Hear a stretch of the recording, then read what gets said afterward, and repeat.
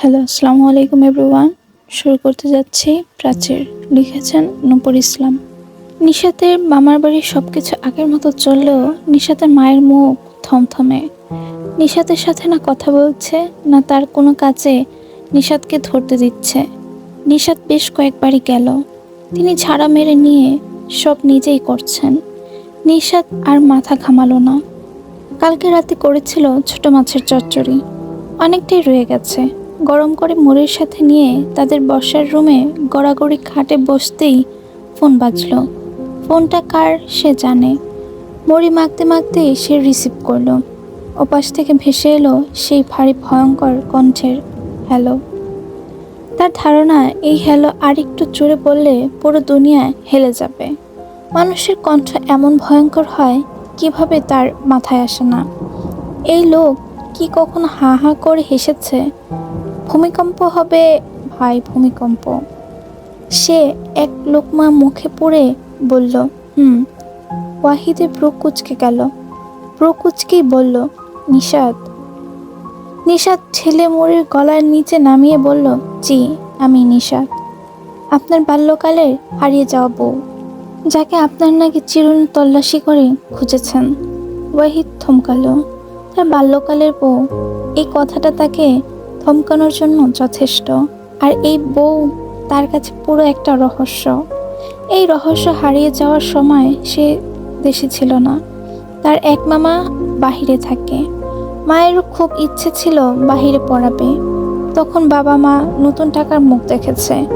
বাহিরে লেখাপড়া করাও তখন আলাদা একটা চার্ম। ব্যাস, ধরে বেঁধে তাকেও পাঠানো হলো বাহিরে। সে এসবের কিছুই জানতে পারেনি। বাবা যাও জানাবে, মার মৃত্যুর হুমকি দিয়ে মুখ বেঁধে রেখেছিল। জানতে পেরেছিল সব দেশে এসে। অথচ তার মস্তিষ্ক জুড়ে একটা বিষয় আজীবনের জন্য গেঁথে গিয়েছিল, তার বিয়ে হয়েছে। ওই সুদূর নিজ দেশে তার একটা ছোট্ট বউ আছে। আর এই ছোট বধূ অন্য কোনো মেয়ের প্রতি আকর্ষণ তৈরি করতে পারেনি, এখনো পারে না। তাই থমকেই বলল, সময় হবে। নিশাতও তার মতো বলল, না, ক্লিয়ারভাবে কিছু কথা বলার দরকার। কোনো দরকার নেই, আমি রাজি, ফুল অ্যান্ড ফাইনাল। ওয়াহিদ কিছুক্ষণ নিশ্চুপ রইল, তারপর বলল, এখন? এখন আবার কি? আপনি জানতে চেয়েছেন, আমি বলেছি। ক্যাটাকালার বিয়ে গলায় ধরে তো আর লাফ দিয়ে গলায় ঝুলে পড়তে পারি না। মা রাজি না। এই বাড়িতে জামাই আদরের আশা করে লাভ নেই। তাই যা করার আপনি করবেন। আমি বাবা কোনো ঝামেলা টামেলাই নেই। শুধু টাকা আছে বলে রাজি হয়েছি। তা না হলে এরকম এক দুইটা ক্যাটাকালের বিয়ে নিষেধ গুণায়ও ধরে না। ওয়াহিদ মাত্রই ঘুম থেকে উঠেছে। অফিসে গেলে সময় পাবে না। তাই ভাবলো এখন কথা বলে নেওয়া যাক। কিন্তু কথা বলে তার ঘুমটুম উবে গেল। ডেঞ্জারাস মেয়ে।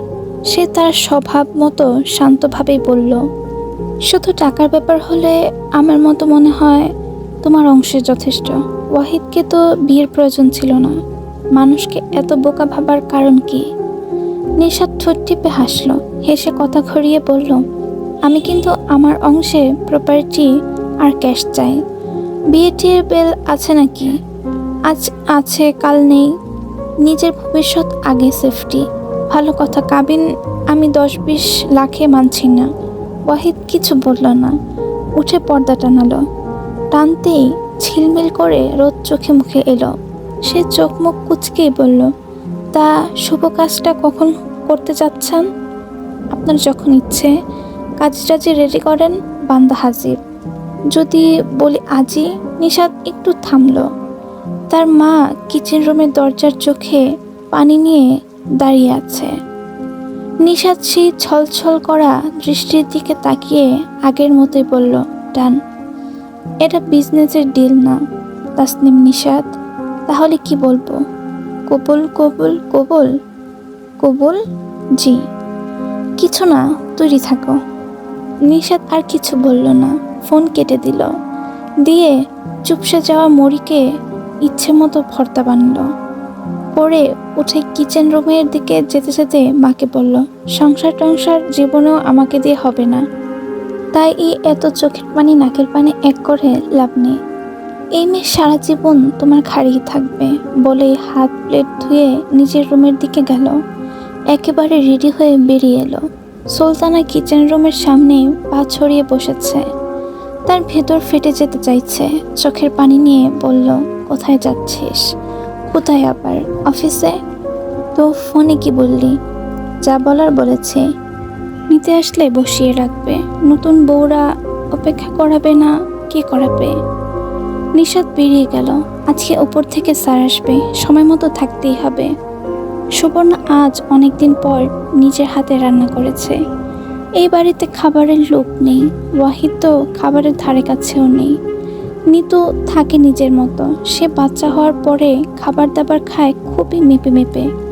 নিজের জন্য কোনো কিছু করতে ইচ্ছে করে না, করেও না। কায়সার জীবিত থাকতে রান্নাটা তিনি নিজের হাতে করতেন।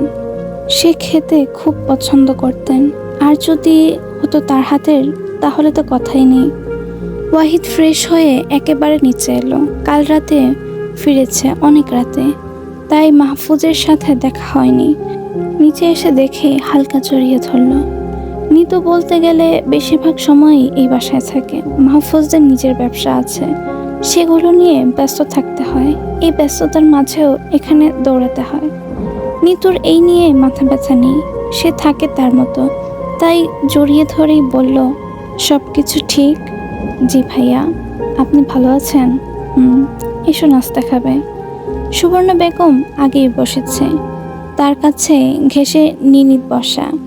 আরেক পাশে বসলো ওয়াহিদ। সামনে নিতু, মাহফুজ। তার চোখ খুশিতে ঝিলমিল করতে লাগলো। অনেকদিন পরে তার পুরো পরিবার একসাথে পেয়ে। তখনই ওয়াহিদ বলল, আজকে আমি বিয়ে করছি। নিতু মাত্রই কফি মুখে নিয়েছিল, মাথায় উঠে গেল। মাহফুজ তাড়াতাড়ি পানি গ্লাস এগিয়ে দিল। তবে সুবর্ণা শুনল নির্বিকারভাবে, যেন জানতো ওয়াহিদ এমন কিছু বলবে। আমি আসিফকে বলে দিয়েছি, সব ব্যবস্থা করে ফেলবে। নিতু হা করেই বলল, এত তাড়াতাড়ি কি হলো? কেন, সমস্যা কি? আত্মীয় স্বজন আছে, ধীরে সুস্থে সব সুন্দরভাবে করো। সব হবে, আগে বিয়ে হোক। আগে বিয়ে হোক মানে? বউ কি পালিয়ে যাচ্ছে? সেটাই গিয়েছিল, আর সুযোগ দিচ্ছি না। নিতু বিরক্ত মুখে বলল, মা তুমি কিছু বলবে না? তাছাড়া লামের কি হবে? সুবর্ণা আদর করে নিনিদের মুখে খাবার তুলে দিল, দিয়ে বলল, আমার ছেলে যেভাবে খুশি আমিও সেইভাবেই খুশি। ওয়াহিদ মায়ের দিকে তাকালো সুবর্ণাও। ওয়াহিদ খুব কম হাসে, হাসলেও হালকা। তবে প্রায় সবসময় চোখ মুখ থাকে শান্ত, নিশ্চুপ। আজকেও তাই। তবে সুবর্ণার মনে হলো এই শান্ত নিশ্চুপটাও আজ অন্যরকম। নাকি তার মনের ভুল? সে চোখ ফিরিয়ে নিতেই ওয়াহিদ সব সময়ের মতো হালকা পাতলাই খেলো। খাবারের প্রতি তার এমনিতেও খুব একটা আকর্ষণ নেই, আজ আরও নেই। তাছাড়া ইমার্জেন্সি সব কাজ ক্যান্সেল করেছে। তবুও কিছু আছে, সেগুলো দুপুরের আগে সব শেষ করতে হবে। তাই উঠে পড়ল। আর ওইদিকে যার জন্য এত কিছু, সে নিচে নিচে নিজের মতো অফিসে গিয়েছে। তাই উঠতেই নিতু চেঁচিয়ে বলল, কোথায় যাচ্ছিস? ওয়াহিদ বেরোতে বেরোতে বলল, নিজের চরকায় তেল দে। ও, বিয়ের নাম নিতে না নিতে বোন এখন অন্য চরকা হয়ে গেছে। ওয়াহিদ উত্তর দিল না, নিজের মতো বেরিয়ে গেল। নিতু রাগ নিয়ে মায়ের দিকে তাকালো। সুবর্ণা অবশ্য আগের মতোই স্বাভাবিক। সে মাহফুজের দিকে তাকিয়ে বলল, হঠাৎ করে সব হচ্ছে, বিয়ানকে একটু জানিয়ে রাখো, মনে যেন কষ্ট না রাখে। মাহফুজ হালকা হাসল। এই বাড়ি নিয়ে তার বা তার বাবার মায়ের কোনো মাথা ব্যথা নেই।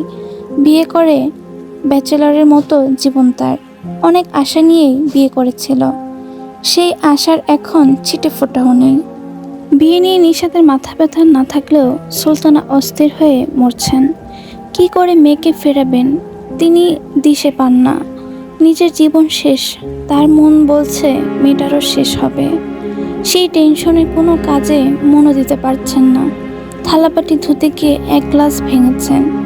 হেনা কিছুক্ষণ গজগজ করলো, আবার তরকারি করতে গিয়ে নিজের পুরো আঙুল ফালা করে ফেলেছেন। এখন সেটাই চেপে ধরে পানিতে চুবিয়ে বসে আছেন। তখনই কলিং বেল বাজলো। সে মাথা ঘামালো না। সাবা বাসায় থাকলে ঘরের যেই কোণেই থাকুক দৌড়ে যাবে। গেল তাই। সে স্পিডে দৌড়ে গেছে, ওই স্পিডেই দৌড়ে এলো। এসে হাঁপিয়ে বলল, সেই দিনে ট্রাকওয়ালা এসেছে, সাথে ইয়া লম্বা এক লোক, দুনিয়ার খাবার টাবার নিয়ে হাজির। সুলতানা বারো টেনশনে বসতে পারল না, আঙুল চেপেই বেরিয়ে এলো। আসতেই থমকালো। বয়সের চেহারা অনেকটাই পরিবর্তন হয়েছে, তবে চিনতে সমস্যা হলো না। তার হাত থেকে আঙুল ছুটে গেল। ছুটতেই রক্তে পুরো মাখামাখি হয়ে গেল। ওয়াহিদ এগিয়ে এসে আঙুল চেপে ধরল। সুলতানা হকচকিয়ে গেল। ওয়াহিদ আসিফের দিকে তাকিয়ে বলল, নিচে দোকান আছে, ওয়ান টাইম ব্যান্ডেজ পাও কি না দেখো। আসিফ বেরিয়ে গেল। ফিরে এলো কিছু সময়ের মাঝে। ওয়াহিদ সুলতানার হাতে ব্যান্ডেজ করতে গিয়ে বলল, আমি জানি আমার কোনো শব্দে আপনার ঘৃণা কমবে না আন্টি, তবুও দোয়া চাইতে এলাম। প্রথমবার সেই বুঝ না থাক, এবার আছে, তাই সবার দোয়া নিয়েই এগোবো বলেই নিচু হয়ে সালাম করলো।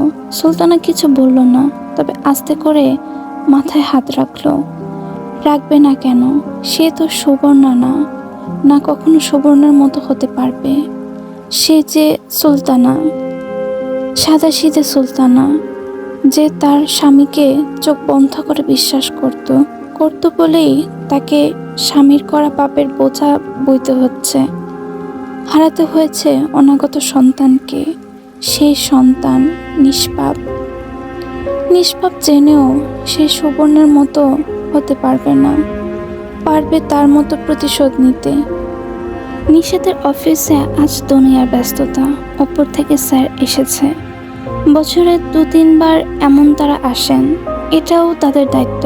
তাদের কাজগুলো ঠিকমতো হচ্ছে কিনা তার রিপোর্ট দিতে হয়। রিপোর্ট অনুযায়ী বাস্তবায়ন হচ্ছে কিনা নিজেরা এসে চেক করেন। এই ব্যস্ততার মাঝে সজল ভাই এসে হাজির। নিশাত বিরক্ত মুখে বলল, আজকে আবার কোন প্ল্যান নিয়ে এসেছ? সজল হালকা হাসল।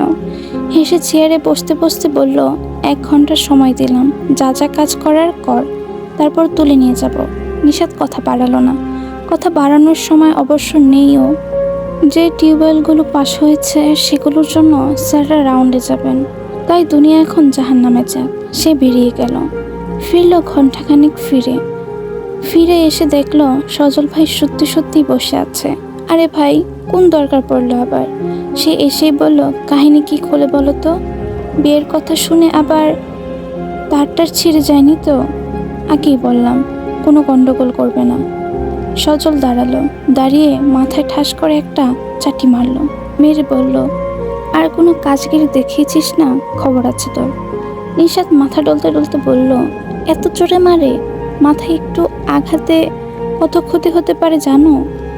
তোর আর নতুন করে কি ক্ষতি হবে? জন্মগতই তোর তো সব তার ছেঁড়া থাক মহামূল্যবান 1 কিলো আছে, সেটার কথা তো আমারই ভাবতে হয়। আর একটাও কথা না, চল। কোথায়? সজল নিশাতের দিকে শান্ত চোখে তাকালো। দৌড়াদৌড়ির জন্য নিয়ে ঘেমে একাকার, তবে আর কোনো কথা বলল না। হাত বাড়িয়ে হাত ধরল।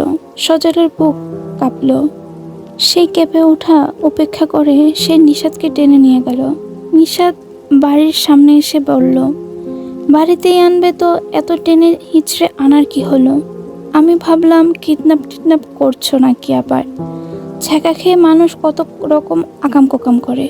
কলিজা তো আমার থকথক করছিল। তোর আবার কলিজা আছে নাকি? নেই। না, তাহলে কি আছে? কিছুই নেই। তুই হচ্ছিস রোবট। ছ্যাঁকা খেতে তোমার মাথা সত্যিই গেছে। আমি ছ্যাঁকা খেয়েছি? কি জানি, তুমিই জানো। আমি ভাই আগে পিছে নেই। এজন্যই তো বললাম তুই রোবট করবে না, নাক ফাটিয়ে দেব। এছাড়া পারিস কি তুই? নিশাত আবারও কিছু বলতে যাচ্ছিল, তবে তাদের বাসায় রুমে পা রাখতেই থমকে দাঁড়ালো। রুমের চেহারা আজ বদলেছে। কেন বদলেছে সে আন্দাজ করতে পারল। সে দাঁড়িয়ে চোখ পাকিয়ে তাকালো। সজল জুতো খুলতে খুলতে বলল, এই বাড়ির মেয়ে তুই? কাজী অফিসে বিয়ে করবি কেন? বাবা না থাক, গার্ডিয়ান অবশ্যই আছে, তো বিদায় হলে এই বাড়ি থেকেই হবি। আমাকে বিদায় করতে তোমার কলিজা কাঁপবে না? কাঁপলে কি করবি? আমার হবি না। তাহলে এত কথা বাড়াচ্ছিস কেন? এমনি। সজল বড় একটা শ্বাস ফেলে রুমের দিকে গেল। নিশা তো আর দাঁড়ালো না, সোজা নিচের রুমে চলে গেল। এই রুমে এসেও টাসকে খাওয়ার জোগাড়। বিয়ের শাড়ি টাড়ি থেকে দুনিয়ার কিছু এসেছে, সে কিছু ছুঁয়েও দেখল না। তার মা কোথায়? সুলতানা বসে আছে রান্নাঘরে। না, এখন আর তার চোখে পানি নেই, বসে আছে শুষ্ক চোখে। হেনা সারা জীবন ঝিম মেরে থাকলেও আজ সে বড়ই উৎফুল্ল।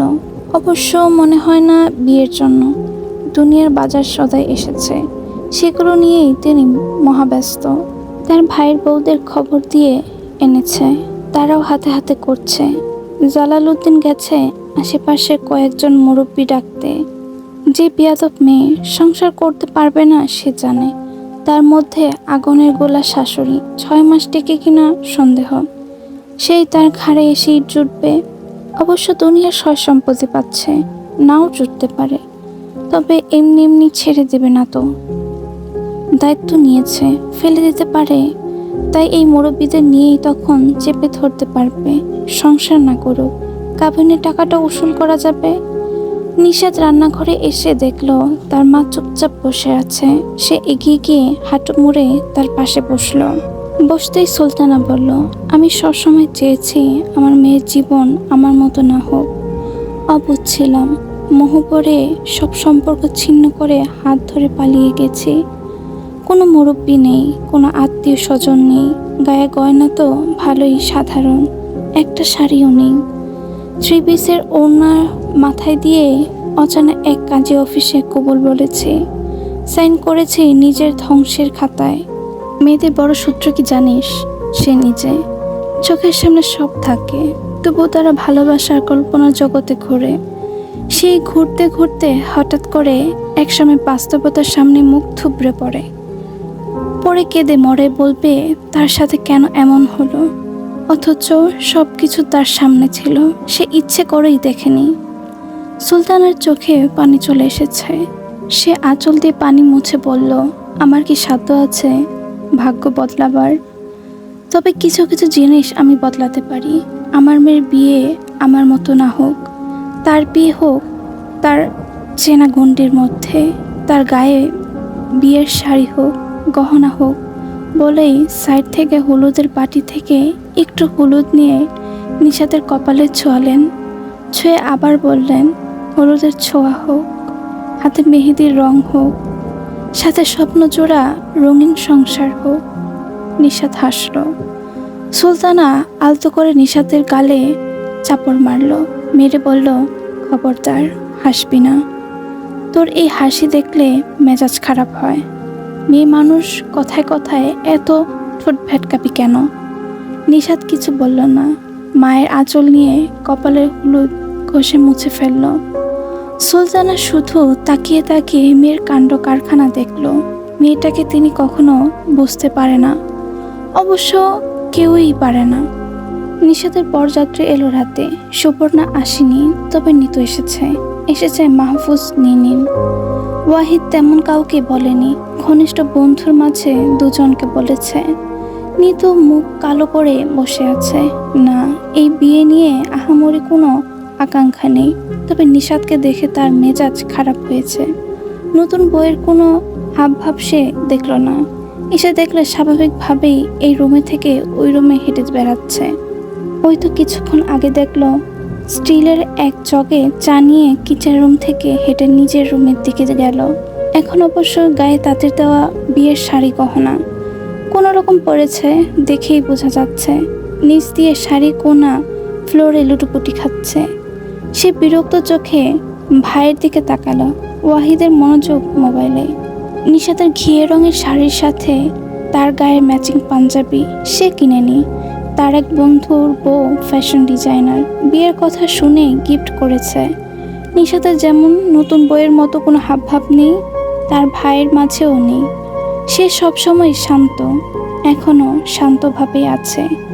এই যে নিশাত এসেছে পর থেকে তাদের নাকের ডগে দিয়ে ঘুরে বেড়াচ্ছে, একবার ফিরে তাকিয়েছে কিনা সন্দেহ। সে বিরক্ত মুখেই বসে রইল। মাহফুজ এক কোটকে মেয়ের সাথে আলাপ জুড়েছে। ওই মেয়েটারও হাবভাব ভালো ঠেকছে না। একবার দেখলাম ভাইকে গিয়ে জিজ্ঞেস করছে, এত লম্বার রহস্য কি? কেমন বিটকা মেয়ে, লম্বা হওয়ার আবার রহস্য কি? বাবা মা যে সাইজের সেই সাইজেই তো যাবে। তাদের সাইজ যদি হয় মটর দানা, তারা কি আর আমের আঠি হবে? কথায় আছে, সাত ঝামেলা না লাগলে বিয়ে হয় না। তবে ওয়াহিদ আর নিশাতের বিয়ে হলো পুরো নির্ঝঞ্ঝাটভাবে। নিশাত কবুল বলল স্বাভাবিকভাবে, ওয়াহিদও বলল তার মতো বললেও বিয়ে পড়ানোর শেষে চোখ তুলে প্রথম তার বধূর দিকে তাকালো। বাড়ির হাতের সাজ, কোনো বাড়তি আড়ম্বর নেই। বিরক্ত মুখে চোখ মুখ কুঁচকে বসে আছে। দেখেই বোঝা যাচ্ছে এ আয়োজন পছন্দ হয়নি। সে মনে হয় শর্টকাট ঝামেলা সারতে চেয়েছিল। ওয়াহিদ চোখ ফিরিয়ে নেবে তখনই নিশাত তাকালো। আর ঠিক তখনই দুজনের চোখে চোখ পড়ল। ওয়াহিদ চোখ ফেরালো না, তবে নিশাত মুখ ফিরিয়ে নিলেও জানে ওয়াহিদের দৃষ্টি এখনও তার দিকেই। সে না তাকিয়ে মুখ বাঁকিয়ে ঠোঁট নামিয়ে বলল, ছাত্রা। ওয়াহিদ হেসে ফেলল। আর কেউ খেয়াল না করলেও নিতু ঠিক খেয়াল করলো। দেখতেই তার মাথায় যেন ঠাটা পড়ল। তার ভাই হাসছে। সে সাথে সাথে তার মাকে মেসেজ করলো, তোমার ছেলে গেছে। মুখে তালা মেরে বসে রইলে তো। এখন দেখো এই মেয়ে কিভাবে মায়ের আঁচল থেকে টেনে নিজের আঁচলে বাঁধে। বিদায়ের বেলা নিশাতের চোখে মুখে কোনো বিষাদ দেখা গেল না। সুলতানা সজল দুজনের একজনও রুম থেকে বের হলো না। নিশাত না কাউকে খুঁজলো না কাউকে বলল, নিজের মতোই বেরোলো। বেরোতে গিয়ে তাদের চিকন সিঁড়ির মধ্যে সেই বেরিয়ে থাকা শাড়ির কোনায় পা পড়ে উষ্টা খেতে যাচ্ছিল। ওয়াহিদ হাত ধরে ফেলল। নিশাত সেই হাতের দিকে তাকালো। তখনই ওয়াহিদের এক বন্ধু বলল, এক মিনিট। ওয়াহিদ এভাবেই থাক ভাই বলেই মোবাইল বের করে ফটাফট কয়েকটা ছবি তুলে ফেলল। সুবর্ণা ভিলার নিশাত এলো। তখন ঘড়ির কাঁটায় 10টা পেরিয়ে গেছে। নিশাত গাড়ির ভেতর থেকে বাড়িটার দিকে তাকালো। নিশ্চুপ শান্ত বাড়ি, তবে আলোতে ঝিলমিল করছে। সেই ঝিলমিল করা আলো পেরিয়ে তাদের গাড়ি বাড়ির সামনে যেতেই ওয়াহিদ নিজেই বেরিয়ে দরজা খুলল। নিশাত কিছুক্ষণ নিশ্চুপ বসলো। তারপর নেমে দাঁড়াতেই দেখলো বাড়ির মেন ফটকে সুবর্ণা দাঁড়িয়ে আছে। তার সাথে বেশ কয়েকজন মানুষ। এই মানুষগুলো তার পরিচিত, সুবর্ণার মা, আরও কিছু আত্মীয় স্বজন। বয়সের ভাঁজে পরিবর্তন এলেও নিশাতের চিনতে সমস্যা হলো না। সে সুবর্ণার দিকে চোখ রেখেই এগোলো। এবার অবশ্য শাড়িতে পা বাজল না, তবু পরে যেতে নিল। এবারও ওয়াহিদ ধরল। তার বন্ধুরা শীষ বাঁচিয়ে বলল, কোলে নাও বন্ধু, সময় সুযোগ করে দিচ্ছে। এই সময় আর ফিরে আসবে না। ওয়াহিদ অবশ্য কোলে নিল না। দরজায় মা, নানি, মামিরা দাঁড়িয়ে। সে নিশাতকে গুছিয়ে দাঁড় করালো, তবে হাত ছাড়ল না। নিশাত সেই ধরা হাতের দিকে তাকিয়ে সুবর্ণার দিকে তাকালো সুবর্ণাও। তার দৃষ্টি দেখে বোঝার উপায় নেই তার ভেতরে আগুন জ্বলছে, দাউ দাউ করা আগুন। এক মমতায় হয়েছে সে হিংস্র, আরেক মমতায় হতে হচ্ছে তাকে শান্ত। সুবর্ণা মনের ক্লেশ মনে চেপে ছেলের বউকে বরণ করলো। ছেলে তার বউ এনেছে, বরণ না করে উপায় আছে। সে শান্ত মুখে বরণ করলো, মিষ্টি মুখ করালো, গলায় মোটা স্বর্ণের চেন পরালো। তারপর ভাইয়ের বউদের ইশারা দিল ভেতরে নিয়ে যেতে। তারাই নিশাতকে একেবারে ড্রয়িং রুমে এসে বসালো। তবে সুবর্ণার মা আফসানা হক একটু দূরেই রইলেন। না তিনি এগিয়ে গেলেন, না মিষ্টি মুখ করালেন। ওয়াহিদ দেখল চুপচাপ হওয়ার কারণে সবার সাথে তার সখ্যতা কম, তবে নানুর সাথে ভালো। বড় মেয়ের প্রথম নাতি, তার কদর সবার কাছেই বেশি। তবুও সে আজ এগিয়ে গেল না। সবসময় যা করে তাই করলো।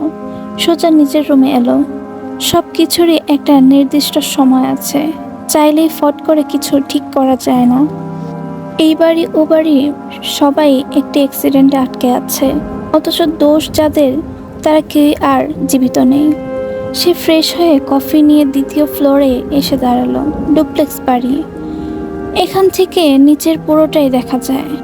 সে তাকিয়ে রইল তার নববধূর দিকে, যে কিনা বসে বসে হাই তুলছে। দেখে বোঝা যাচ্ছে তার কোনো কিছুতেই কোনো আগ্রহ নেই। নিশাত হাই তুলে আশপাশ দেখলো, নতুন কিছু নেই।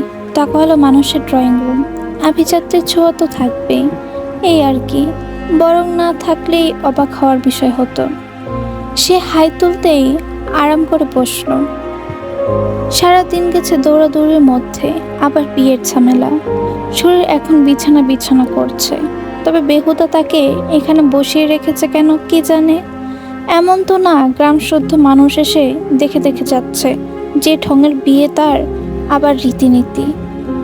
এক গাদা মিষ্টি ঠেলে খাওয়ালো। খাইয়ে হবেটা কি? জন্মের সময় মধুতে কাজ হয়নি, আর হবে এই মিষ্টিতে? তার পাশে বসা নিতু পেচির ছেলে। নিতু পেচির ছেলে হলেও কিউটের ডাব্বা। মন ভালো নেই, তা না হলে এতক্ষণে গালে 2-3টা মোচড় খেয়ে ফেলতো। কিউট বাচ্চাদের গাল হয় কি জন্য? এই মুচড়ি খাওয়ার জন্যই তো। তবে এমন ভদ্র বাচ্চা সে জীবনে কমই দেখেছে। সে বিয়ের পর থেকে এই ছেলে তার আশেপাশে, গাড়িতেও ছিল তার পাশে। এমন না গায়ের উপরে উঠে আসছে বা দুষ্টুমি করছে, চুপচাপ তার সাথে সাথে বসে আছে। এই যে বসে আছে, সেও বসে আছে, চোখে মুখে ঘুম ঘুম ভাব। তার সাথে সেও হাই তুলছে। তখনই নিতু এলো। নিতুর মেজাজ খারাপ, তবে সমস্যা হলো এতদিন ঝট করে মেজাজ দেখালো, আজ কেন জানি দেখাতে পারছে না। এই জন্যই বলে বাপের বাড়ি সেই পর্যন্তই, বাপের বাড়ি যে পর্যন্ত ভাইয়ের বউ না আসে। নিতু মেজাজ খারাপ করেই চেঁচিয়ে কোনা নামের কাউকে ডাকলো। শুকনো কালো মতো এক মেয়ে দৌড়ে আসতেই বলল, বাবু এখানে এখনো বসে কেন?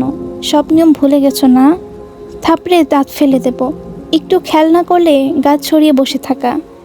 মেয়েটা ঝটপট এগিয়ে আসতে করে বলল, নিনিন বাবা চলো ঘুমাবে। নিনিন একবার নিশাতের দিকে তাকালো, একটু হেসে বলল, গুড নাইট মামি। নিশাতা বিখ্যাত হাসি হাসলো। নিনিনের জায়গায় সাবা থাকলে উল্টো দৌড় দিত, তবে নিনিন দিল না। সে তার মতোই একটু হেসে সেই কণা নামের মেয়েটার হাত ধরে গুটি গুটি পায়ে চলে গেল। সে যেতেই নিশাতের যাওয়ার হুকুম হলো। সেই হুকুমেই নিশাত ঝট করে উঠল, উঠে স্বপর্ণার দিকে তাকালো। সে বসে আছে তার মা ভাবিদের সাথে। সে এক পলক তাকিয়েই এগিয়ে গেল। নিশাতকে ওয়াহিদের রুমে নিয়ে এলো নিতু আর তার মামি। এনে বিরক্ত মুখে বলল, ভাইয়ের রুমে মতব্বরি কম করবে। এমনি তো সে কাউকে অ্যালাউ করে না, বউ তো অন্য রুমে রাখা যায় না, তাই সাবধান। মিডল ক্লাস ফ্যামিলির মেয়েদের আবার এক সমস্যা, এসেই আমার বাড়ি আমার সংসার আমার স্বামী বলে মরতে থাকে। নিশাত আবারও হাই তুলল। বিয়ে না করতে করতেই জীবনটা তেনা তেনা। সে হাই তুলেই বলল, বউ অন্য রুমে রাখা যায় না তোমাকে কে বলল? রুম তো যেমন তেমন, কত মানুষ বাড়ি আলাদা থাকে। তাই এক কাজ করো, আমাকে অন্য রুম দিয়ে দাও। এত বড় ভিলায় রুমের তো অভাব হওয়ার কথা না। তার কমফোর্ট রইল, আমারও। নিতু চোখ চড়ক গাছ করে বলল, বাড়ি আলাদা মানে কি? আর তুমি আমাকে তুমি করে বলছো কেন? বাড়ি আলাদা মানে এই যে আপনার মতো শ্বশুর বাড়ি বাপের বাড়ি, এখানে দোষ না হলে আলাদা রুমে থাকলে হবে কেন? আর তাছাড়া তুমি, আমি তো বলতেই পারি বড় ভাইয়ের বউ। তবে তুমি কোন হিসেবে বলছো বুঝতে পারছি না। যতদূর মনে পড়ে আমি 1 বছরের বড়। তুমি কি আমাকে খোঁটা দিচ্ছ? একদম না, সত্য বললাম। রুমে অ্যালাউ না করলে জোর করে থাকার দরকার কি? আমি এটার কথা বলিনি। আমিও কোনটার কথা বললাম? শুধু বললাম বয়সে বড়, বড় ভাইয়ের বউ। তুমিও তো বলাই যায়। তাছাড়া ছোটবেলায় কত একসাথে পুতুল বউ খেলেছি। বড় বড় করছো কেন? বড় হয়েছে তো কি হয়েছে? কিছু না। আল্লাহ তাআলা আমাকে 1 বছর আগে পাঠিয়েছে। এতে তো তোমার আর আমার হাত নেই। তাই তুমি কাটাকাটি। নিতু টাসকি খেয়ে কিছুক্ষণ তাকিয়ে রইল। কোন দিকের কথা কোন দিকে গেলে সে ধরতেই পারছে না। সারা জীবন চটাং চটাং তো সে বলে এলো, আজ কথা খুঁজে পাচ্ছে না কেন? তাছাড়া এমন চটং চটং কথা তো শ্বশুর বাড়ি গিয়ে সে নিজেও কখনো বলেনি, অথচ এই মেয়ে কত অবলীলায় বলছে। কিসের দেমাগ এই মেয়ের? সে আবার কিছু বলতে যাচ্ছিল। নিতর মামি পরিস্থিতি সামলালেন। তিনি মাঝে কথা বলে বললেন, আচ্ছা ঠিক আছে, রাত তো কম হলো না, তুমি বরং ফ্রেশ হয়ে নাও। তাছাড়া ওয়াহিদ রুম থেকে খুব একটা বের হয় না, আমাদের জন্য হয়তো আসতে পারছে না। নিতু আসো বলে তিনি নিতুকে টেনে নিয়ে গেলেন। তার মনে খুশির লাড্ডু ফুটছে। বিয়ে হয়েছে পর থেকে এই ননাসের যন্ত্রণায় ওষ্ঠাগত, সব কিছুতেই মাতব্বরি। আর তাদের শাশুড়ি, মেয়ে যা বলবে সেটাই ঠিক, এর কোন ডান বাম নেই। এখন নিজের বউকে পারলে সামলাও, এই মেয়েকে বাগে আনা চারটিখানি কথা হবে না। নিশাত রুমে এসে অবাক তো মামুলি ব্যাপার সেপার, বলতে গেলে ছটকাই খেলো। না রুম দেখে না, রুম আর এমন কি, টাকাওয়ালা মানুষ, এমন বেডরুম হবে না কেমন হবে? তার সিম্পল জিনিসও করে লাখ টাকার সিম্পল জিনিস দিয়ে। তাই রুম যেমন খুশি তেমন হোক। তারা মামা বাড়ি নিয়ে যেমন মাথা ব্যথা নেই, তেমন এ বাড়ি নিয়েও নেই। সে তো ছটকা খেলো একটা ছবি দেখে। বেডরুমটা 3 অংশে বিভক্ত। প্রথম অংশে বেডরুম, মাঝে ওয়াশরুম চেঞ্জিং রুম, বাকিটুকু সুন্দর কাচ ঘেরা একটা খোলা জায়গা, যাকে রুমও বলা যায় আবার বিশাল বারান্দাও বলা যায়। কাচগুলোর দেওয়াল ঘেঁষে বড় বড় লম্বা সাদা পর্দা। কোনো ফার্নিচার নেই, তবে সুন্দর সুন্দর বসার ফ্লোর কুশন আছে। কাছের দেওয়ালে ওপাশে রেলিং ঘেঁষে কুঞ্জলতা ফুটে আছে। আর এই কাচ ঘেরা রুমে ইট পাথর দেওয়ালে সুন্দর একটা ফ্রেম বাঁধাই করা একটা ছবি। ছবিটা তাদের ছোটবেলার বিয়ের ছবি। মাথায় জড়িওয়ালা বিয়ের ঘুমটা, পুরো চোখ জুড়ে কাজল, ঠোঁটে টুকটুকে লাল লিপস্টিক। মুখ ফুলিয়ে বসে আছে নিশাত, যেন কোনো কিছু নিয়ে খুব রাগ। তার পাশেই ওয়াহিদ। 11 বছর আগে ওয়াহিদ, শুধু চোখ দুটো দেখা যাচ্ছে, পুরো মুখে সে রুমাল চেপে বসে আছে। নিশাত শান্ত চোখে ওই ছবিটার দিকে তাকিয়ে রইল। তখনই ওয়াহিদ তার পাশে এসে দাঁড়ালো। দাঁড়াতে নিশাত বলল, এমন ফাজলামি কারোর সাথে না হোক। কেন? এটা অন্যায়। দুনিয়াতে সব ঠিক হতে নেই। কি জানি পাপু, যাদের জীবনে সব কিছু ঠিক, তারা ঠিক বেঠিকের বুঝবে কি? বলে নিশাত চেঞ্জিং রুমের দিকে এগুলো। চেঞ্জ করা দরকার। ওয়াহিদ পিছন থেকে ডাকলো, নিশাত। নিশাত ঘুরে দাঁড়িয়ে গেল।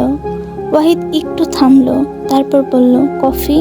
নিশাত তার মতো কিছুক্ষণ থেমে তাকিয়ে রইল, তারপর সোজা বলল, না। কেন? কেন আবার কি? না খেলে এমন জোর করে খাওয়াবেন? খাওয়াতেও পারি, হক আছে আমার। হকগিরি অন্য কোথাও গিয়ে দেখান। তাছাড়া সামনে এলে ঘুষি মেরে নাকের মানচিত্র চেঞ্জ করার কথা ছিল, ভাগ্য ভালো সেটা করিনি। করে ফেলো। তোমার উপর কেন জানি ঠিকঠাক রাগ করে উঠতে পারছি না। করলে যদি পারি। পেরে কি করবেন? রাগ উঠলে ওয়াহিদ সব পারে। বিয়ে করেছি, যা এখন করতে পারছি না সেটাও করে ফেলতে পারি। নিশাত হাসলো, হেসে বলল, চেষ্টা করে দেখতে পারেন। পরে খুনটুন হলে এর দায় নিশাতের না। না হলেও হেডলাইন খারাপ হবে না, বাসর রাতে নববধূর হাতে স্বামী খুন। নিশাত আর উত্তর দিল না, সময় নষ্ট বলেই ব্যাগ থেকে কাপড় বের করলো, করে সোজা চলে গেল। বেরিয়ে দেখলো ওয়াহিদ বেডরুমের ডিভানে বসা, হাতে কফি। এই রুমে কফির ব্যবস্থা আছে। বড় লোকদের বড় বড় কারবার, তা না হলে এমন তিতকুটি বিষ কে শখ করে খায়? নিশাত এবারও আর কথা বাড়ল না, কমফোর্টে জড়িয়ে শুতে গেল। পুরো দমে এসি ছাড়া, তার শরীরের শীতে জমে যাচ্ছে। তখন ওয়াহিদ বলল, বিয়েটা কেন করেছো নিশাত? নিশাত গলা পর্যন্ত কমফোর্টে টেনে শুয়ে বলল, আমি একটা শান্তির জীবন চাই, তাই।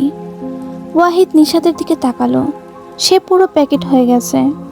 এসির রিমোট নিয়ে পাওয়ার কমিয়ে দিল, দিয়ে বলল, সেই জীবনটাই কি আমার কোনো অংশ আছে? না। আমি যদি করে নিতে পারি?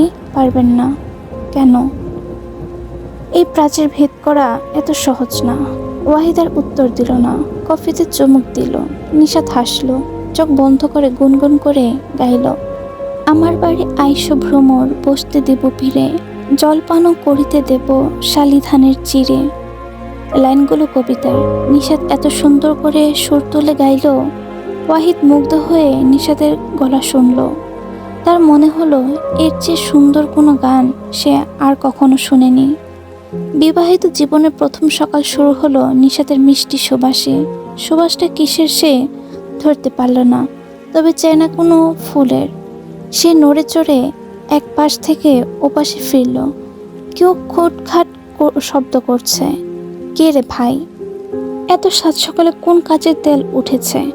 সে বিরক্ত হয়ে চোখ খুলতেই দেখলো ওয়াহিদ তার ঠিক সামনে বসা, পুরো রেডি টেডি হয়ে। ঠক ঠক সে জুতো দিয়ে করছে, আর সুবাস তার থেকেই আসছে। সে উঠে বলল, বিরক্ত মুখে বলল, আমার সারা দিনটা খারাপ না করলে হতো না? এই থোবড়াটা আমাকে না দেখিয়ে যেতে পারতেন নাকি? টিপিক্যাল বউ চান। অফিসে যাওয়ার সময় পিছু পিছু ঘুরবে, টাই বেঁধে দেবে, তারপরও রাস্তার দিকে ঘন্টাখানিক তাকিয়ে থাকবে। এটাকে টিপিক্যাল বউ বলে না, একে বলে ভালোবাসা। এত ভালোবাসার দরকার তো বসেছিলেন কেন? মেয়েদের তো অভাব হওয়ার কথা না। মেয়েদের অভাব কখনোই নেই, তবে বউয়ের অভাব আছে, সেটা সারা জীবনই থাকবে। এখন জানতো ঘুমের দফারফা করছেন কেন? আমি আপনাকে জ্বালাচ্ছি তো আমাকে জ্বালাচ্ছেন কেন? নিজের মতো থাকুন না। জ্বালাচ্ছ না। নিশাত উত্তর দিল না।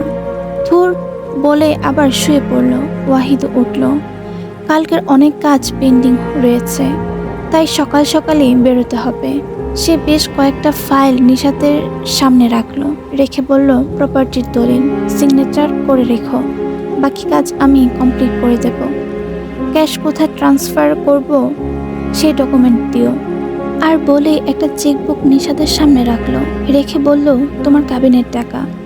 নিশাতের তেমন ভাবন্তার হলো না। ওয়াহিদ এগিয়ে নিশাতের সামনে বসলো।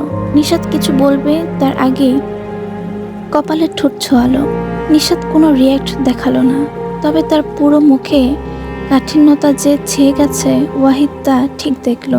দেখে বলল, যেভাবেই হোক আমরা একটা সম্পর্কে বেঁধেছি নিশাত, পবিত্র, পৃথিবীর সবচেয়ে সুন্দর সম্পর্ক।